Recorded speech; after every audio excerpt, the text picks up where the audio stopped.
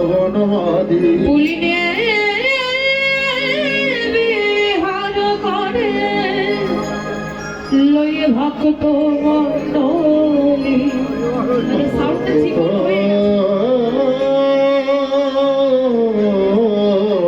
রাধে, সাউন্ডটা চিকন হয়ে গেছে, ঠিক জুত হচ্ছে না স্যার। রাধে হরিবল কমে গেছে প্লাস চিকন হয়ে গেছে।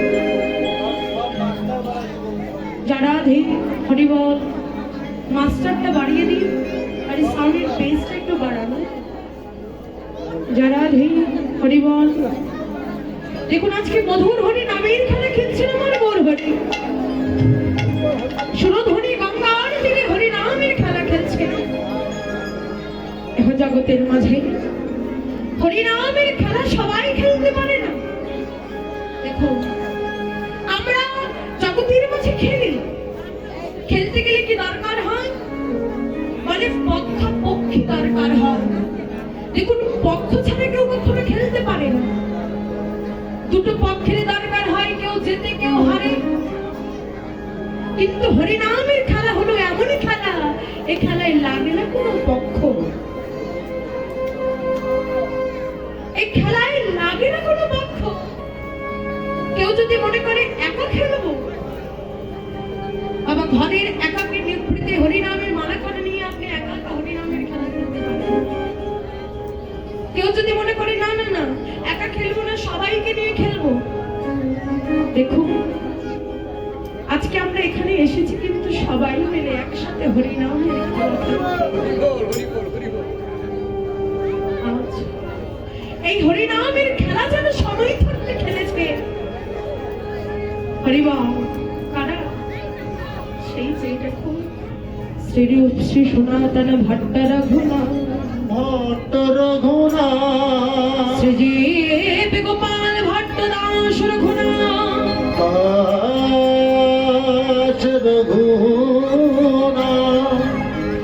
এই ছয়া সার করি চরণ বন্ধ যাহা হইতে বিঘ্ন নাশ অভীষ্ট পুরন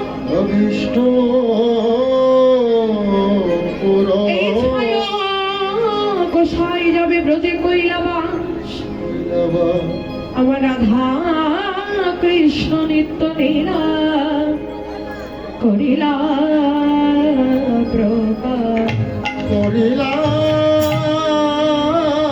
প্রকাশ। দেখুন বাবা এই সরগোস্বামীর নাম জানে না এমন কেউ নেই। জানে কেন? কারণ তারা সময় থাকতে জগতের মাঝে এমন দৃষ্টান্ত তৈরি করে দিয়ে গেছে, যে দৃষ্টান্তের দ্বারা প্রত্যেকটি হৃদয়ে, প্রত্যেকটি ভক্ত হৃদয়ে এই সরগোস্বামীর নামখানা স্বর্ণাক্ষর দিয়ে খচিত হওয়া আছে। কারণ তারা সময় থাকতে হরির নামের প্রেমে ডুবে গিয়েছিল, হরির নামকে আশ্রয় করেছিল। তারা প্রত্যেকে ছিল বাবা জমিদার বংশীয়, কিন্তু যখন এই হরিনামকে আশ্রয় করেছে রাজ প্রাসাদ ছেড়ে পথের কাঙাল হয়ে গেছে। কেন? কারণ আমার গোবিন্দ কাঙাল বড় ভালোবাসে।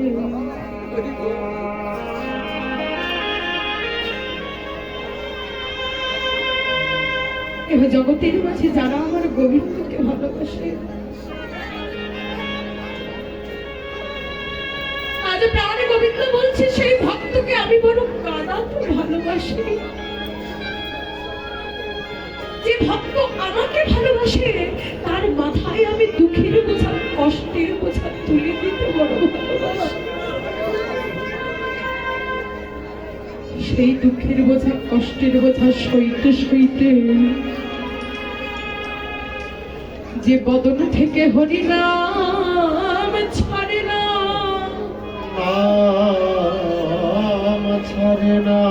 বলছেন দুঃখের বোঝা, কষ্টের বোঝা সইতে সইতে যার বদনে শুধু মধুমাখার নাম সাধ করেছে। ভগবান বলছেন প্রথমে আমি কামাল করে দে, করে আগে দেখি।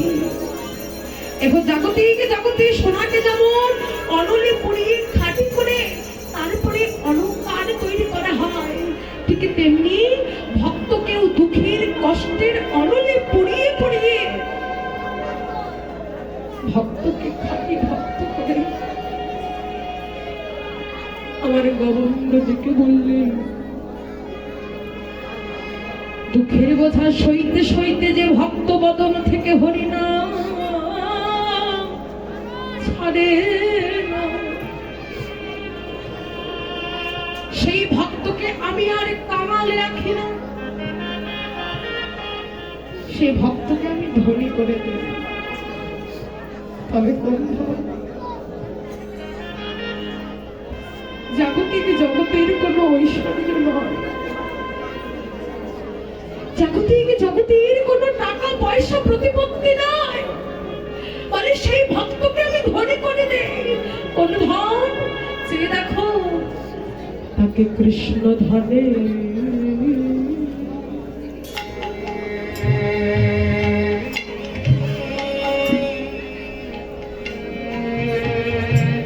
আমি ধনী করি, তারে কৃষ্ণ ধনে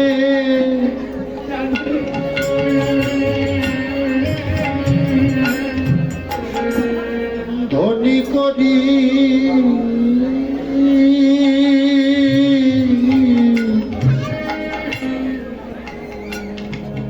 তাকে কৃষ্ণ ধনে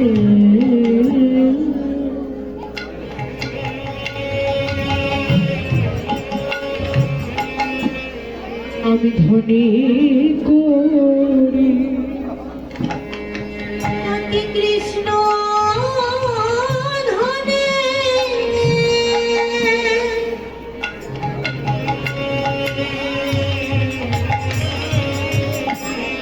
তাকে ধনী করি,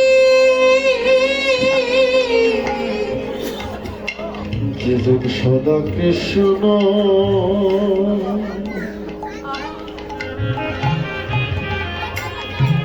কৃষ্ণ কৃষ্ণ বলে ডাকে,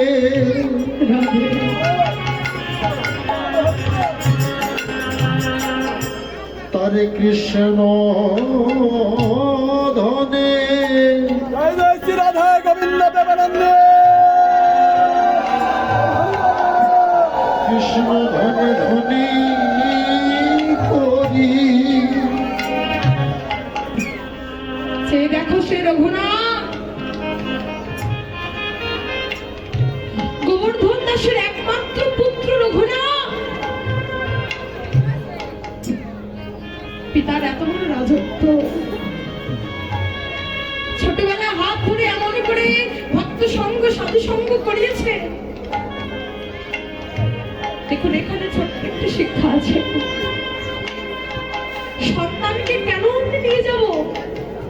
দেখো সন্তানকে এই জন্য ভগবান আসলে নিয়ে আসতে হয়, কারণ তারা বোঝে না, তারা অবুঝ, ঠিক আছে, কিন্তু তারা তো দেখছে এক ভক্ত আরেক ভক্তকে পরশ করছে, এক ভক্ত আরেক ভক্তের চরণ ধুলি মারছে। এই শিক্ষাটা যে হচ্ছে, বড় হলে আর বলে দিতে হবে না, তারা নিজেরাই এসে এমন করে ভক্ত সঙ্গ সাধু সঙ্গ করে দেয়। রঘুনাথ ছোটবেলা থেকে পিতার হাত ধরে এমন করে সঙ্গ করতেন বাবা। সঙ্গ করতে করতে একদিন মনে বাসনা ডাকলো, কে এই ভগবান, যে ভগবানের গুণের কথা এত সুন্দর, যে ভগবানের রূপের কথা এত সুন্দর, যে ভগবানের গুণকীর্তন করতে করতে ভক্তরা এমন করে দুটি নয়নের জল ছেড়ে কাঁদে। কে ভক্ত, যার রূপের কথা এত সুন্দর, যার গুণের কথা এত সুন্দর, না জানি সেই ভগবানকে দেখতে আরো কত সুন্দর। ছোট্ট ছেলে বাসনা জেগে গেছে, সেদিন থেকে রঘুনাথ পথে পথে বেড়ায় আর যাকে দেখে তাকে বলে, ওগো তোমরা কি কেউ জানো আমার ভগবান কোথায় থাকে? একবার বলে দাও না, আমার ভগবান কোথায় থাকে? ছোট্ট রঘুনাথ বড় হলো, বলছে ভালো লাগা দিন দিন ভালোবাসায় পরিণত হয়েছে। ভালোবাসা মন্থন হতে হতে এখন শুধু ভক্ত হৃদয়ে একটি বাঞ্ছা, দয়াময় কবে একবার তোমার ওই যুগল চরণ আমার লাভ হবে, কবে একবার তোমার ওই অপেক্ষিত বদন আমার নয়ন দর্শন করিবে। রঘুনাথ পথে পথে কাঁদে আর ভক্তদের দিকে দিকে বলে, একবার বলে দাও আমার ভগবান কোথায় থাকে? এমনি করে পিতা মনে করলেন এভাবে আর হবে না, ছেলেকে বিবাহ বন্ধনে আবদ্ধ করতে হবে। ছেলেকে বিয়ে দিলেন সংসারে বেঁধে রাখার জন্য। কিন্তু একবার বলুন তো মা, যাদের হৃদয়টা কৃষ্ণ প্রেম রূপ অনল দ্বারা পুড়ে যায়, যাদের হৃদয়টা কৃষ্ণ ছাড়া আর বোঝে না, যাদের বদনে কৃষ্ণ ছাড়া আর বলে না, তাদের তো সংসারে বেঁধে রাখা যায় না। বিবাহ বন্ধনে আবদ্ধ করলেন বটে, কিন্তু সংসারে রাখতে পারলেন না বাবা। কি করতেন জানেন? পুরীর জগন্নাথ মন্দিরের সামনে দাঁড়িয়ে থাকতে, কোনদিন কোন ভক্ত যদি এসে হাতে প্রসাদ দেয় তবে রঘুনাথ পায়, আর যেদিন প্রসাদ দেয় না রঘুনাথ অনাহারে থেকে যায়। একদিন এক পান্ডা এসে ডেকে বলছে, রঘুরে তোমরা জমিদারের ছেলে, এমন করে হাত পেতে থাকতে লজ্জা লাগে না?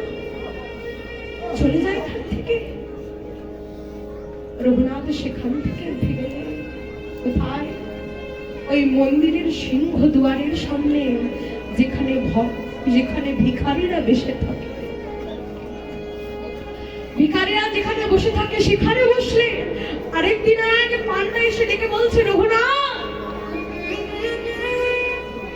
ভিখারীদের সাথে বসে আছো, এর থেকে তো পতিতাবৃত্তি করা ভালো। বাবা, যে করে আমার আশ তার করি আমি সর্বনাশ।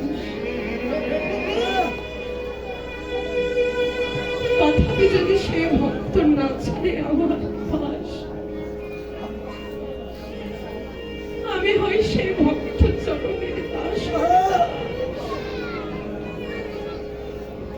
রঘুনাথের পরীক্ষার পরে পরীক্ষা নিতে নিতে কি করে জানি, রাতের অন্ধকারে 7-8 দিন হচ্ছে তাকে কেউ দর্শন করতে পারছে না। কি করে জানি, পুরীর মন্দিরে জগন্নাথ দেবকে যে প্রসাদ দেয়া হয়, সে প্রসাদ দেয়া হয় ভক্তদের মাঝে বিতরণ করা হয়। ভক্তদের মাঝে বিতরণ করে যে প্রসাদ বাঁচে, সেই প্রসাদ দেয়া হয় গোশালায়। গোশালায় দিয়ে গরুরা সেই প্রসাদ পেয়ে বাবা দেখবেন ওই অবশিষ্ট পচা গলা কিছু প্রসাদ বাঁচে। গোশালার যিনি দায়িত্বে থাকেন কি করে, প্রতিদিন সকালে সেই গোশালা ধৌত করে দেয় জল দিয়ে।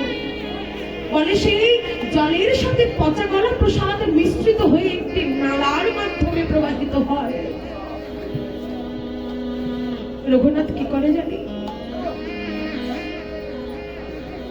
রাতের অন্ধকারে যখন প্রদীপের শিখা মিঠি মিঠি করে জ্বলছে,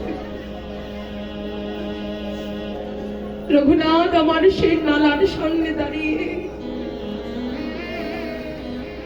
সেই নালা থেকে পচা গলা প্রসাদ হাতে তুলে নিয়ে আজকে মনে মনে বলছে, দয়াময় আজ বুঝি আমায় এই পচা গলা প্রসাদ পেতে হবে, আজ বুঝি আমায় এই পচা গলা প্রসাদ পেতে হবে।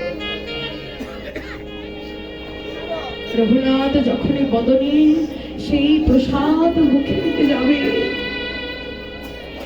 পিছন থেকে একটি হাত এসে রঘুনাথের হাত ধরলে, পিছনে ঘুরে দেখে শ্রী শ্রীকৃষ্ণ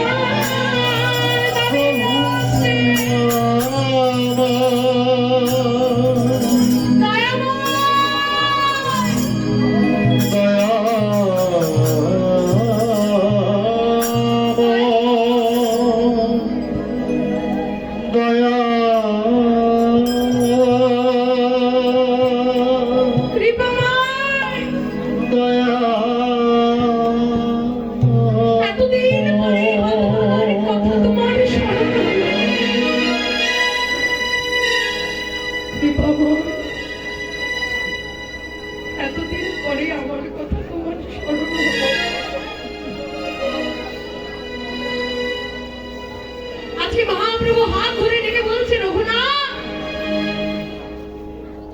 তুমি বড় স্বার্থপর।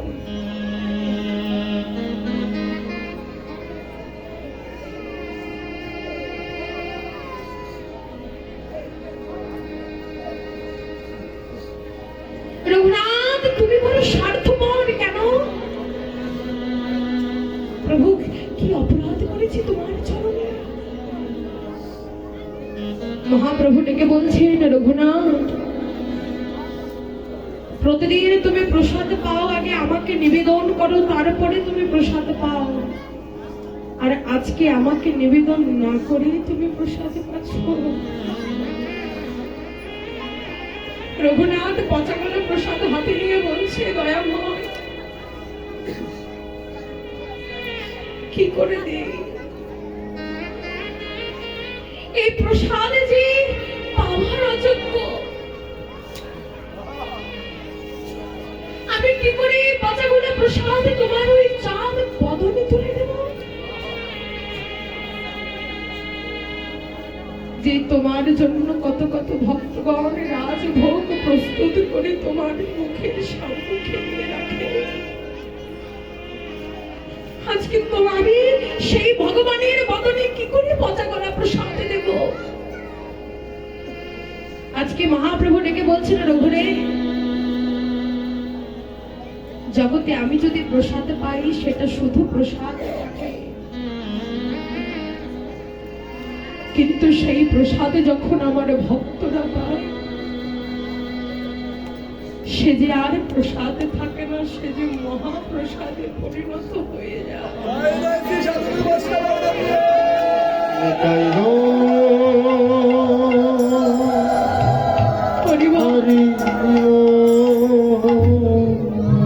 কতদিনের বাঞ্ছা ছিল আমি একটু মহাপ্রসাদ বদলে দেব, আরে বিলম্ব করিস না রঘু, আরে রঘু একেবারে দেনা ওই প্রসাদ আমার বদলে তুলে দে। রঘুনাথ আছাড় খেয়ে প্রভুর চরণে পড়লে, প্রভু তুমি ভক্তদের এত ভালোবাসো? ভগবান বলছ, রে আমি তো বলেছি এই ভক্ত বড় মাতা পিতা, এই ভক্ত মোর গুরু, ভক্তের জন্য নাম রেখেছি আমি, আমি বাঞ্ছা কল্পতরু, ভক্তের হাতে প্রেম ডুরি, যেদিকে ঘোরাই আমি ভগবান সেদিকে ঘুরি। ভক্ত যদি আমাকে খাওয়ায় আমি খাই, আর সেই ভক্ত যদি আমাকে না খাওয়ায় আমি ভগবান হয়ে সেদিন অনাহতে থেকে যাই। রঘু জগতে ভক্ত বিনা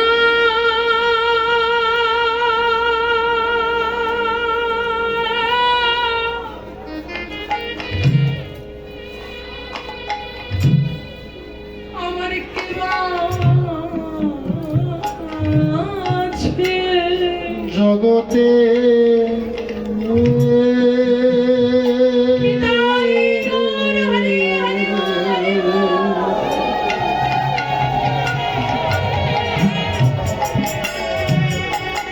জগতে ভক্ত বিনা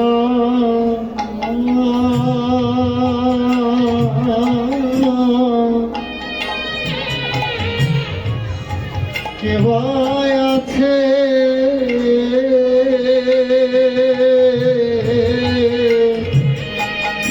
জগতে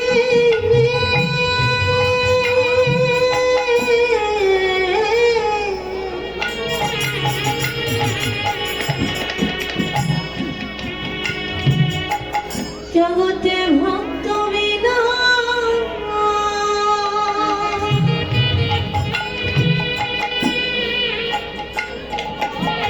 আর কেবা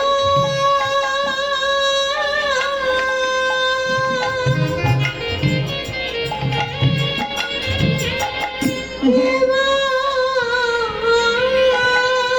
আছে ওই ওই ভক্ত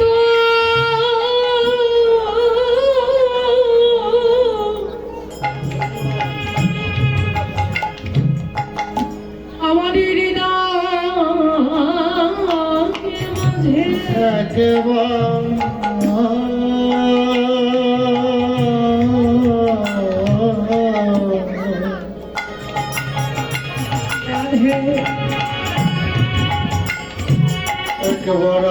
ভক্ত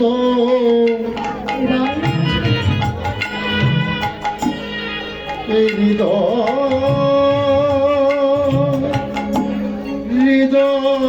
মাঝে জগতে অভক্তের বদলে কোনোদিন কৃষ্ণ কথা শোনা যাবে না। যারা ভক্ত তাদের বদলে সদাই কৃষ্ণ বলে। তাই তো রঘুনাথকে দেখে বলছেন ভগবান যে দেখো আমার ভাই বোন আত্মীয় স্বজন পরিজন সবার থেকে আমি ভক্ত বড়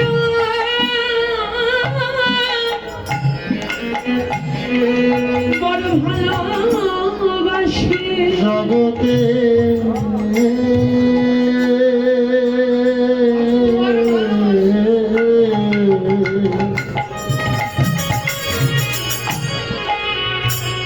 জগতে ভক্ত বড়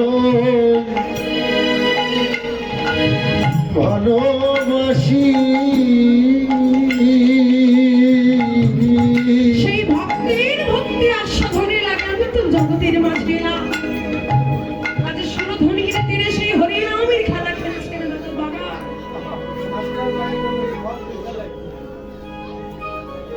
যারা ধীর কমে যাচ্ছে কি করে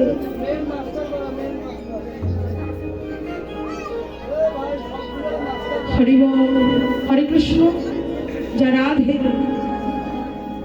আজকে সেই সুরধ্বনির দিনে বলছে হরিনামের খেলা খেলছে দেখুন এহ জগতের মাঝে হরিনামের খেলা আমরাও খেলি গোবিন্দ সে গোর হরি ও নবদ্বীপের মাঝে খেলছে তবে বলছেন আমরা জাগতিক জগতের যে খেলা খেলে দুটি পক্ষ থাকে দুটি পক্ষের মাঝে কেউ হেরে যায় কেউ জিতে যায় কিন্তু কেউ যদি একবারে হরিনামের খেলা খেলে তারা কেউ হারে না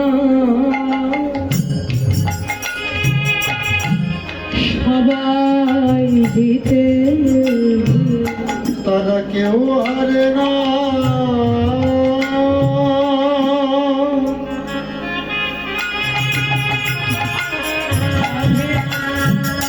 সবাই জিতে যারা হরে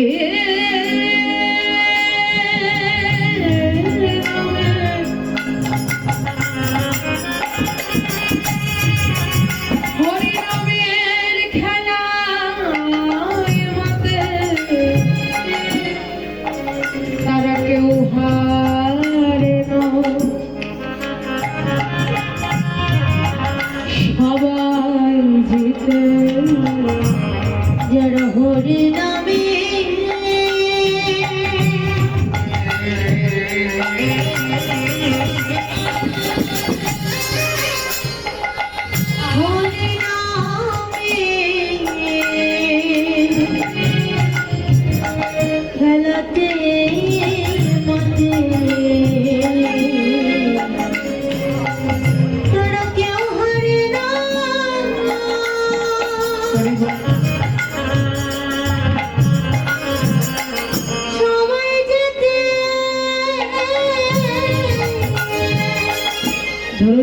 হরিনামের খেলা খেলছে। কোন পিতা তার পুত্রের সাথে, ধরুন এমন কোন ভগবান আসরে কোন পিতা তার পুত্রের সাথে হরিনামের খেলা খেলছে। বলছি আমি খেলা খেলতে খেলতে খেলার রস যখন সর্বশিখরে উঠে যায়, জাগতিকে জগতে খেলতে গেলে বয়সের দরকার হয়, জায়গা স্থানের দরকার হয়। আমি যদি খেলতে যাই, বাবা দেখুন আমি কোনো 60 বছরের বৃদ্ধার সাথে খেলবো না, খেলবো কার সাথে? আমার মতো সমবয়সী যারা।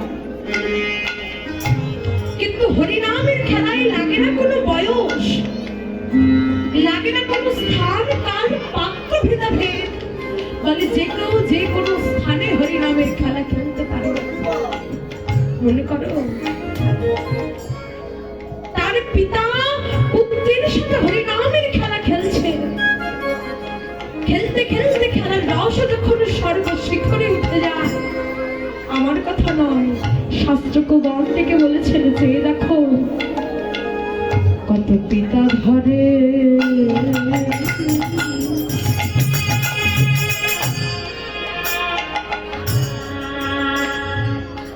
তার পুত্রের চরণ, কত পিতা ধরে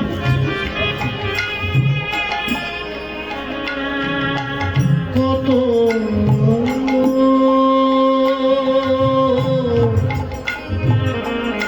পিতা ধরে তার পুত্রের চরণ,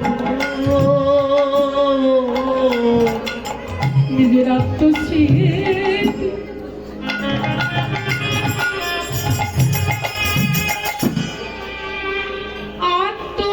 আত্মস্মৃতি হয়ে বিস্মরণ।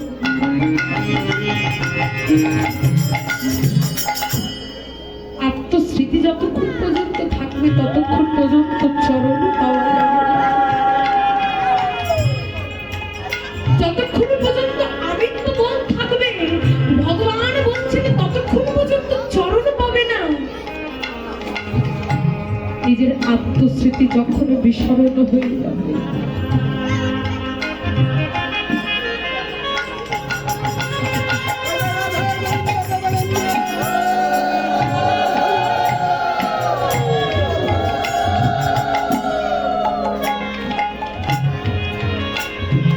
কতটুকু আত্মস্মৃতি বিচলিত হয়ে গেলে একজন পিতা হয়ে তার পুত্রের চরণ ধরে। আজ মহাজন বলছেন পিতা পুত্রের শুধু নয়, এই ভাগবত আসলে আসলে চরণ ধরিতে কখনো দ্বিধা করবে না।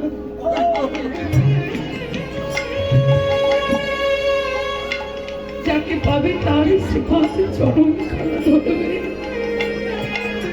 কেন? এমন করে চরণে হাত দিতে দিতে যদি কোনো বৈষ্ণবের চরণে একবার হাত পড়ে পরে সেই বৈষ্ণবের চরণ ধুলা তোমার মানব জন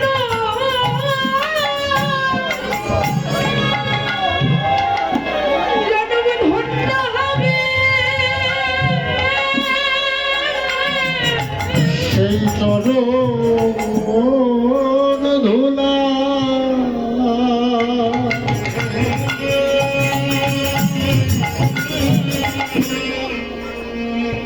এ জনম ধন্য হবে।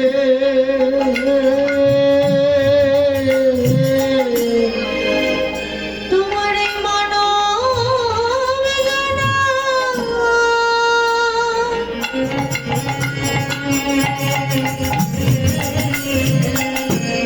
জনম ধন্য হবে। তোমার মানব জনম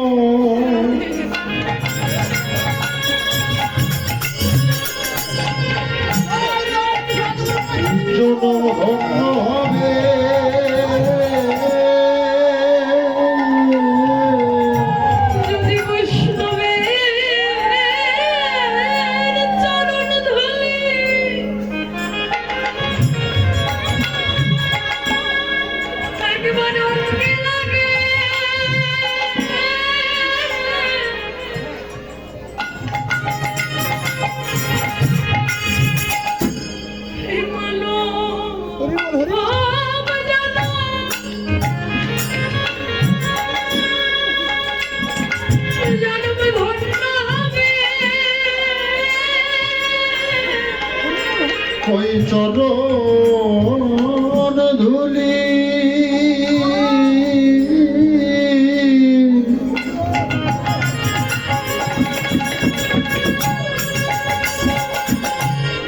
ধুলি অঙ্গে মাখে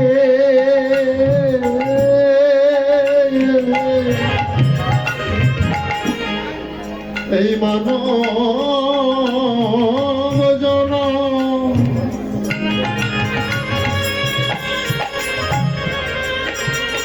জনম ধন্য হবে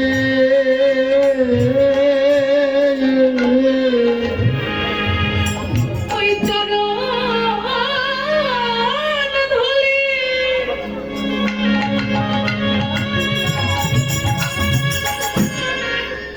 যদি একবার অঙ্গে লাগে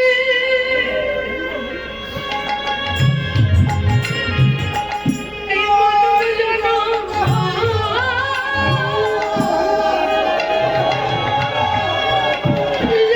ধন্য হবে।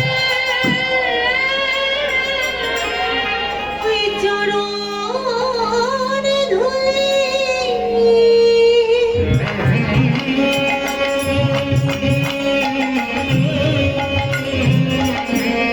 অঙ্গে লাগে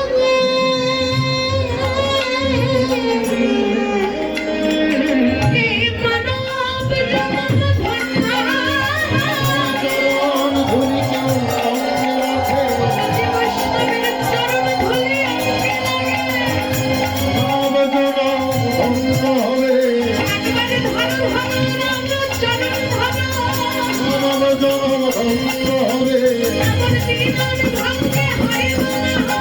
মানব জনম ধন্য হবে বদনে হরি হরি হরি মানব জনম ধন্য হবে মানব জনম ধন্য হবে হরি হরি হরি বৈষ্ণবের চরণ